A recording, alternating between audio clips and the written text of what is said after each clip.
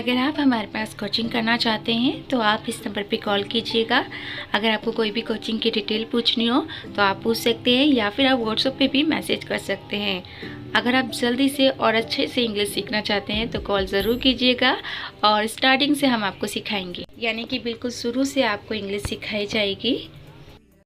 आज रीडिंग की क्लास है जिसमें मैं आपको कुछ रूल्स समझाऊंगी। जो जैसे अगर मैं आपको एक एक वर्ड मीनिंग बताऊंगी तो आपको नहीं समझ में आएगा, लेकिन जब हम रीडिंग करेंगे तो हमें ज़्यादा अच्छे से पता चलेगा कि कहाँ पर क्या चीज़ हमें समझनी चाहिए। तो हेलो में आप देख रहे हैं, एक चीज़ बता दूं कि 1 2 3 हेलो में डबल एल क्यों लिखा जाता है, सोचिए। क्योंकि कभी भी तीसरे नंबर पे एल होता है तो हमेशा उसको डबल लिखा जाता है, इसलिए हमने हेलो में डबल एल लिखा है।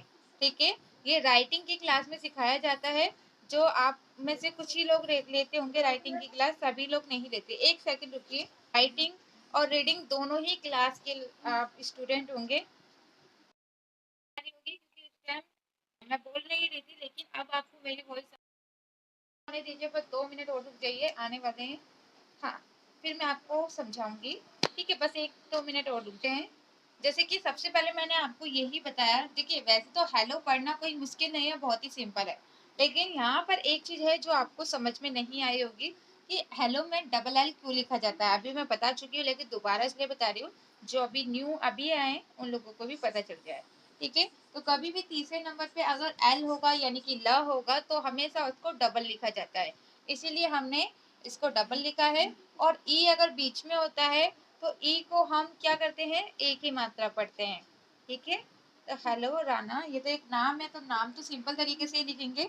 ठीक है, उसके बाद हाउ आर यू, ये भी सिंपल है, लास्ट में ई को नहीं पढ़ते इसलिए आर पढ़ा गया है। इसको ए आर को हमेशा आर पढ़िए। ठीक है, और यू यहाँ पर देखिए वाई को या पढ़ा गया है और ओ यू को ऊ की मात्रा। ठीक है, क्वेश्चन मार्क इसलिए लगाया जाता है जब आप कोई क्वेश्चन पूछते हैं तो हमेशा क्वेश्चन मार्क लगाते हैं। ठीक है, फाइन, सिंपल है। आई को आई पढ़ा जाता है, अगर आई के बाद एक बार छोड़ के ई होता है तो आई को आई पढ़ते हैं, इसीलिए हमने इसे फाइन पढ़ा, फिर नहीं पढ़ा। थैंक्स तो सिंपल है। यू, सर, सर में आप देख रहे हैं आई आर है, तो कभी भी आई आर अगर साथ में होगा तो आई आर को आपको आर पढ़ना होगा। ठीक है, इसीलिए हम यहाँ पर आई और आर को आर पढ़ रहे हैं, यहाँ पर इसे सिर नहीं पढ़ रहे हैं, आर पढ़ा जा रहा है। ठीक है, तो कभी भी ए आर होगा, आई आर होगा, ओ आर होगा, यू आर होगा तो हमेशा उसको आपको आर पढ़ना होगा।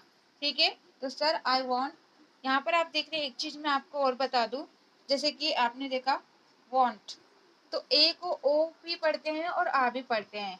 ठीक है, तो कहीं कहीं ए को ओ भी पढ़ा जाता है और कहीं कहीं आ भी पढ़ा जाता है। अगर ए के बाद दो कंसोनेंट होते हैं तो ए को आ पढ़ते हैं। ठीक है, आ का डंडा पढ़ा जाता है।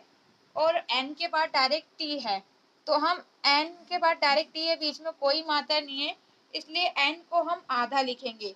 जब भी दो आप व्यंजन लिखेंगे, दो लेटर्स लिखेंगे और उनके बीच में कोई मात्रा नहीं होगी तो पहले वाले को हमेशा आधा लिखा जाता है, इसलिए हमने यहाँ पर अंक की बिंदी लगाई है।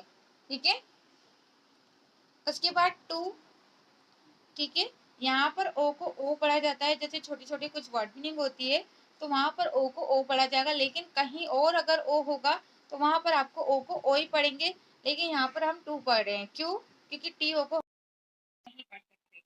ठीक है, तो आप इसे लिख लीजिए, बता रही हूँ उसको लिख लीजिए।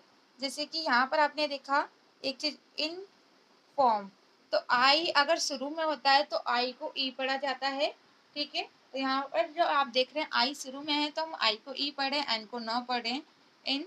उसके बाद फॉर्म में आप देख रहे हैं, यहाँ पर देखिए ओ आर को वैसे तो ओ पढ़ा जाता है, लेकिन यहाँ पर ओ आर को ओ आ नहीं पढ़ा जा रहा, फॉर्म पढ़ा जा रहा है।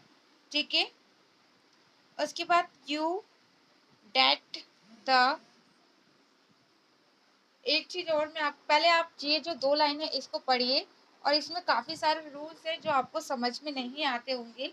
जैसे कि वैसे तो सिंपल है, कुछ भी मुश्किल नहीं है, लेकिन इसमें एक चीज प्रॉब्लम है कि काफी ऐसे रूल्स है जो हमें समझ में नहीं आते।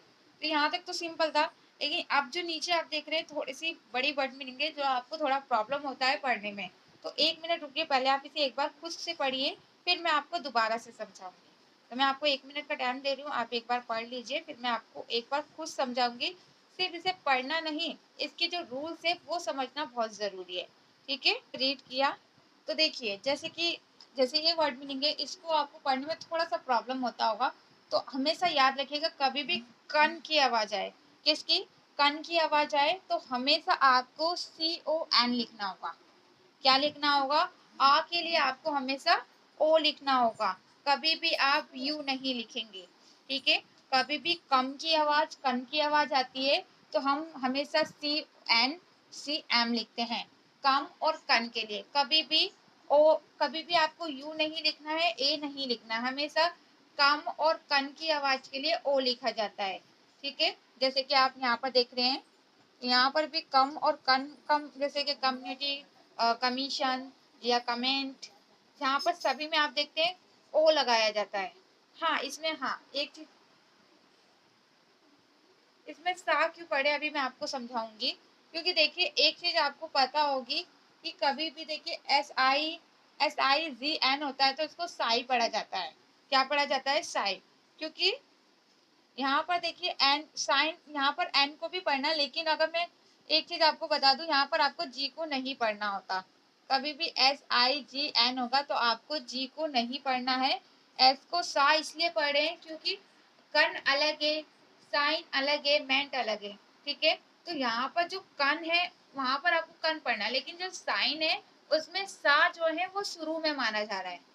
कन और साइन में आप देख रहे हैं ये शुरू में सा है, ये बीच में नहीं माना जाएगा, क्योंकि कन अलग है, साइन अलग है और मेंट अलग है। अगर आपको कोई भी वर्ड मीनिंग जैसे मुश्किल लगती है तो आप उसको किस तरीके से पढ़ेंगे, इस तरीके से।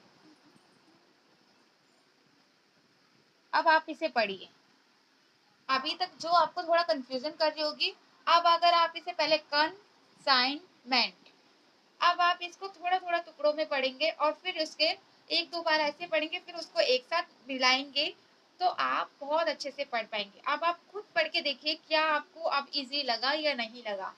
ठीक है, तो हमेशा साइन अगर कभी भी लिखें तो वहां पर जी को लिखा जाता है लेकिन पढ़ा नहीं जाता। ये कुछ वर्ड मीनिंग होती है जहां पर लिखा जाता है, सभी में ऐसा नहीं है, लेकिन कुछ गिनी चुनी वर्ड मीनिंग है जहां पर जी को नहीं पढ़ा जाता। तो मैंने आपको लिखने वाली क्लास अगर आप नहीं ले रहे हैं तो प्लीज आपको आगे समझा देती हूँ। ठीक है, तो ये आपको समझ में आ गया। उसके बाद ये तो आप सिंपल है, पढ़ ही लेंगे। अब जैसे कि आप, अगर मैंने यहाँ पर नहीं लिखा होता तो आपको थोड़ा सा मुश्किल होता। आप देखिए जर्मन में आप एक चीज आपको समझ में नहीं आ रही होगी। देखिए एक चीज मैं हमेशा बता दूं, कभी भी अगर SIGN होगा तो आपको देखिए कभी भी जी से पहले, जैसे एक होता है IGH होगा, तब भी आपको आई को आई पढ़ना होगा, और SIGN होगा जब भी आपको आई को आई पढ़ना होगा। ये रूल्स है, कभी भी GH से पहले आई होगा तो आई को आई पढ़ेंगे, GN से पहले आई होगा तब भी आपको आई को आई पढ़ना होगा। ठीक है, तो ये याद रखिएगा कि वहां पर आपको आई को आई पढ़ना होता है। अगर अभी तक आपने GH वाले टॉपिक आपको नहीं बताया है गया है तो आपको नहीं पता होगा, लेकिन जिन्हें हमने GH का टॉपिक समझाया था उन्हें जरूर याद होगा, या फिर नहीं याद है तो आप नोट्स में देख सकते हैं। ठीक है, उसके बाद जर्मन में एक चीज मैं आपको और बता दूं, एक मिनट रुकिए। देखिए यहाँ पर मैंने एक चीज आपको बताया, ER को अर पढ़ते हैं तो जी को तो जा पढ़ेंगे, क्योंकि जी के बाद अगर ई होता है तो जी को जा पढ़ते हैं। ठीक है, और ER को अर पढ़ते हैं तो जर हो गया। उसके बाद मनी, क्योंकि यहाँ पर ए को ए पढ़ा जाता है।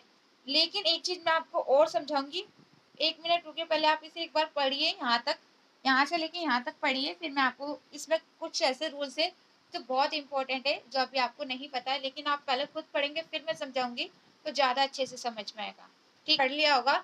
तो यहाँ पर हम इसे मैनी भी तो पढ़ सकते हैं, हम इसे मनी क्यों पढ़ रहे हैं, जर मनी क्यों पढ़ रहे हैं, हम इसे मैनी भी पढ़ सकते हैं। लेकिन मैंने आपको एक चीज समझाई थी कि कभी भी लास्ट में AN होगा, AL होगा, ANT होगा तो ए को आ पढ़ेंगे, है ना। मैंने आपको बताया था ना कि कभी भी लास्ट में AN होता है, AL होता है, ANT होता है, ANC होता है तो ए को आ पढ़ते हैं। तो यहाँ पर लास्ट में ही समझ लीजिए, क्योंकि लास्ट में वाई है लेकिन इसको भी लास्ट में ही माना जाएगा, तो ये इसीलिए हम इसे अन पढ़ रहे हैं।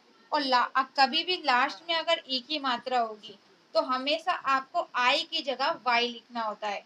कभी भी आई मत लिखिए लास्ट में ई की मात्रा के लिए, हमेशा वाई लिखना होता है ई की मात्रा। अगर आपको यकीन नहीं है तो आप खुद देखिए, कितनी जितनी भी वर्ड मीनिंग होगी, जहां पर भी आपको लास्ट में ई की मात्रा लिखनी होगी वहां पर आपको वाई दिखेगा, सिर्फ नाम को छोड़ के। अगर आप किसी का नाम लिख रहे हैं वहां पर आपको आई नहीं लिखना है, सॉरी वाई नहीं लिखना है। अगर इंग्लिश नाम है तो आप वाई लिख सकते हैं, लेकिन हिंदी नाम है, मुस्लिम नाम है, तो आपको आई लिखना होगा। लेकिन अगर इंग्लिश नाम है तो उसमें आप रूल्स लगा सकते हैं। देखिए ऐसा नहीं है जी ई के बाद आर होगा, ये कोई रूल्स नहीं है कि जी ई के बाद अगर आर होगा। ये रूल्स है कि ई आर को हम अर पढ़ते हैं, आई आर को हम अर पढ़ते हैं, ठीक है, ए आर को हम अर पढ़ते हैं, ठीक है, इसलिए हमने इसको अर पढ़ा। लेकिन अगर इनमें से किसी के भी बाद कोई मात्रा होगी, कोई वोवल्स होगा, तब आपको अर नहीं पढ़ना है। तो यहाँ पर आप देख रहे हैं ई आर है तो हम इसे अर पढ़ेंगे। जैसे कि मैंने आपको सिखा रखा है कि ई आर को हमेशा अर पढ़ा जाता है, और इसके बाद एम आ रहा है, इसके बाद ई आर के बाद कोई मात्रा नहीं है तो हम इसे अर ही पढ़ेंगे। अगर इसके बाद कोई मात्रा होती तब आप इसे अर नहीं पढ़ते, ठीक है। तो आप लोगों को समझ में आ रहा होगा। उसके बाद ये आपको समझ में आ गया। अब देखिए एक चीज मैं आपको और बताऊंगी, हैज। लास्ट में जो लास्ट में या बीच में अगर एस आता है तो उसको हम जा पढ़ते हैं। लेकिन अगर एक वचन से बहुवचन बनाया जा रहा है तो आपको, आप गा नहीं पढ़ेंगे, यहाँ पर गा नहीं जा पढ़ेंगे। यहाँ देखिए ना, जी ई को हम जा पढ़ते हैं, आपको मैंने बताया था कि कभी भी जी के बाद अगर ई आता है तो उसको हम जा पढ़ते हैं, गा नहीं पढ़ते हैं। कुछ एक दो ऐसी वर्ड मीनिंग है जहाँ पर गा पढ़ा जाता है, वो मैंने कल ही आपको बताई थी। अगर आपने देखा होगा, कल मैंने आपको समझाया था कि ऐसी कौन सी वर्ड मीनिंग है जहाँ पर जी को हम गा पढ़ते हैं। लेकिन ज्यादातर सभी में जी को जा पढ़ा जाता है अगर जी के बाद ई होता है, ठीक है। तो यहाँ पर आप देख रहे हैं, यहाँ पर ई है तो सिंपल जा ही पढ़ेंगे, गा तो पढ़ ही नहीं सकते, है ना। उसके बाद यहाँ पर हम इसे एस को जा पढ़ेंगे, क्यों? क्योंकि ये लास्ट में है या बीच में होता तो हम इसे जा पढ़ते। लेकिन अगर आप एक वचन से बहुवचन बना रहे हैं किसी भी वर्ड मीनिंग को, तब आप उसे सा पढ़ेंगे बीच में और लास्ट में, ठीक है। उसके बाद एक चीज और मैं आपको बता दूं, कभी भी आपको बड़ी ई की मात्रा लिखनी होगी तो हमेशा बड़ी ई की मात्रा के लिए डबल ई या फिर ई ए लिखते हैं। कभी भी बड़ी ई की मात्रा है, लंबी ई की मात्रा, तो आपको डबल ई या ई ए में से कुछ भी लिख सकते हैं। तो यहाँ पर क्या है, बीन, तो बी को बा पढ़े, डबल ई को ई की मात्रा ही पढ़ेंगे और एन को ना पढ़ेंगे, बीन। अगर छोटी ई की मात्रा है तो आई लिखिए, बड़ी ई की मात्रा है तो या तो डबल ई या फिर ई ए लिख सकते हैं, ठीक है। उसके बाद सेंट, इसमें आपको एक चीज मैं बता दूं, एस को सा पढ़ा, ई एन को एंड पढ़ रहे हैं क्योंकि यहाँ पर ई बीच में है तो ई को ए पढ़ा जाता है। एन को आधा ना पढ़ेंगे क्योंकि एन के बाद डायरेक्ट टी है, कोई मात्रा बीच में नहीं है, ठीक है। टी को टा पढ़ेंगे, सेंट। तो आप एक बार इसे लिख लीजिए, क्योंकि आपको जब आप रीडिंग करते हैं और आपको हिंदी लिखी हुई दिखती है तो आप उसको ज्यादा अच्छे से समझ सकते हैं। तो जल्दी से लिखिए, मैं आपको 2 मिनट का टाइम दे रही हूँ, फिर मैं आपको आगे दूसरा टॉपिक समझाऊंगा। पढ़ते हैं। एट सिंपल है, एक अगर शुरू में होता है तो ए को ए पढ़ते हैं, तो वैसे तो ए को ए पढ़ा जाता है ज्यादातर, तो एट हो गया। ई ई ई ए को हमेशा ई की मात्रा पढ़ा जाता है, जैसे कि मैंने बताया था। हाँ, कुछ अगर ई ए अगर डी से पहले है तो आपको ई ए को ए पढ़ना होगा, लेकिन अगर ई ए डी से पहले नहीं है तो बाकी सभी जगह ई पढ़ना होगा, जैसे कि लिस्ट, एट लिस्ट टू, ठीक है। तो यहाँ पर टू में आप देख रहे हैं डब्लू को नहीं पढ़ा जा रहा है, क्योंकि कहीं भी अगर टी डब्ल्यू ओ लिखा होगा टू, तो वहां पर आपको डब्लू को नहीं पढ़ना होता है। इसका मैंने आपको रूल साइलेंट में बताया होगा कि डब्लू कब नहीं पढ़ा जाता, ठीक है। उसके बाद आवाज, यहाँ पर एक चीज मैं आपको बता दूं, देखिए एच को साइलेंट रखा जाता है, कुछ गिनी चुनी ऐसी वर्ड मीनिंग है जहां पर एच को नहीं पढ़ा जाता है, इसलिए इसमें हम एच को नहीं पढ़ेंगे, ओके। तो यहाँ पर आप देख रहे हैं ओ यू को, देखिए ओ यू आर को हमेशा आवाज पढ़ा जाता है, यानी कि आवाज। देखिए यहाँ पर एक चीज मैं बता दूं, यहाँ पर तो हमने ओ यू को हम ओ को हम आ पढ़ रहे हैं, यू आर को हम यहाँ पर एस को ज पढ़ा जाता है, ठीक है। तो इसका मैं आपको एच का मैंने कुछ वर्ड मीनिंग बताई होगी कि कहाँ कहाँ पर आपको एच को नहीं पढ़ना है, ठीक है। एक चीज और बताऊं, यहाँ पर देखिए डी को डा पढ़ रहे हैं, ए आई को हमेशा एक ही मात्रा पढ़ते हैं और कुछ नहीं पढ़ते हैं, और एल को ला पढ़ रहे हैं और वाई को ई की मात्रा पढ़ते हैं, जैसे कि लास्ट में मैंने बता रखा है, ठीक है। तो यहाँ पर आप देख रहे हैं दिल्ली आई कम, तो कभी भी कम या फिर कन की आवाज आती है तो हम क्या लिखते हैं, आ के लिए ओ लिखते हैं। तो यहाँ पर कम की आवाज आ रही है तो हम ओ लिखेंगे, आ कभी नहीं लिखेंगे, ना ही ए कभी, ना ही यू लिखते हैं, ना ही ए लिखते हैं। आ की आवाज के लिए क्या लिखेंगे, ओ लिखेंगे अगर कम और कन की आवाज होगी। तो यहाँ पर आपने देखा लास्ट में ई को नहीं पढ़ते हैं इसलिए हमने इसे कम पढ़ा। बैक, बी को बा पढ़ते हैं, ए को ए पढ़ते हैं, सी के हमेशा तीसरे नंबर पे सी के को का, वैसे तो सी के को का पढ़ते हैं लेकिन हमेशा सी के तीसरे नंबर पे ही आया आता है, ये चीज याद रखिएगा। फ्रॉम, ठीक है, सिंपल है। और ओ को ओ पढ़े क्योंकि ओ बीच में है, ठीक है, लेकिन कम और कन की आवाज में ओ को आ पढ़ा जाता है। ऑफिस, एक चीज याद रखिएगा, कभी भी ओ के बाद एफ होगा तो हमेशा एफ डबल आएगा, कभी भी सिंगल एफ नहीं लिखा जाता। तो कभी भी ओ के बाद अगर एफ होगा तो आपको ओ को ओ के बाद कभी भी एफ आता है तो एफ हमेशा डबल आएगा, हमेशा देखिएगा कहीं भी ओ के बाद अगर एफ होगा तो हमेशा वो डबल लिखा जाएगा, ठीक है। तो आई को तो आई पढ़ते हैं, ऑफिस, ठीक है। ऑफिस में एक चीज याद रखिएगा, ई होने के बाद भी हम आई को आई पढ़ते हैं, आई को आई नहीं ई पढ़ते हैं, ऑफिस। तो ये कुछ रूल्स ऐसे होते हैं जो रूल्स से अलग होते हैं, जैसे कि ऑफिस में आप देख रहे हैं। अब इसका भी एक कहीं ना कहीं जो रूल्स चेंज होते हैं ना उसमें भी कुछ ना कुछ जरिया होता है जो हमें समझ में नहीं आता, ठीक है। और मैं अगर आपको बताऊं तो अभी आपको बहुत कंफ्यूजन हो जाएगी, इसलिए मैं आपको सिंपल तरीके से बता रही हूँ कि ऑफिस में हमेशा ई पढ़ना है, लास्ट वाले ई को हम पढ़ते नहीं है। उसके बाद अराउंड, तो अराउंड में देखिए ए को आ पढ़ रहे हैं क्योंकि ए आर है तो ए आर को अर पढ़ते हैं। ओ को हम ओ को ओ यू, यहाँ पर हम ओ को नहीं ओ यू को पढ़ रहे हैं, तो ओ यू को आउ पढ़ रहे हैं, क्या पढ़ रहे हैं, आपको मेरी आवाज नहीं आ रही है, ओके। ओ यू को हम आउ पढ़ते हैं, एन को आधा ना पढ़े क्योंकि एन और डी के बीच में कोई मात्रा नहीं है, डी को डा पढ़ते हैं। अराउंड 6 o'clock, अगर कभी भी आपके दिमाग में एक कंफ्यूजन होता होगा अगर इस तरीके से है तो हम उसे क्या पढ़ें, है ना, थोड़ा सा कंफ्यूजन होता है कि इसको क्या पढ़ना होगा, तो आप इसे क्या पढ़ेंगे 6 o'clock, ठीक है। ओ क्लॉक, इस तरीके से पढ़िएगा अगर कभी भी इस तरीके से लिखा हो, कभी कभी हो जाता है थोड़े कंफ्यूज हो जाते हैं। उसके बाद इन द, क्योंकि लास्ट वाले ई को नहीं पढ़ते हैं, evening, evening I N G को इंग पढ़ते हैं, तो ई को ई पढ़ा, बी को वा पढ़ा, और ई एन को अन पढ़ते हैं। मैंने बताया कि ई एन अगर लास्ट में होता है क्योंकि आई एन जी तो हमने इसके साथ जोड़ा है, प्लस आई एन जी इस तरीके से जुड़ता है, तो एन आपका लास्ट में ही माना जाएगा।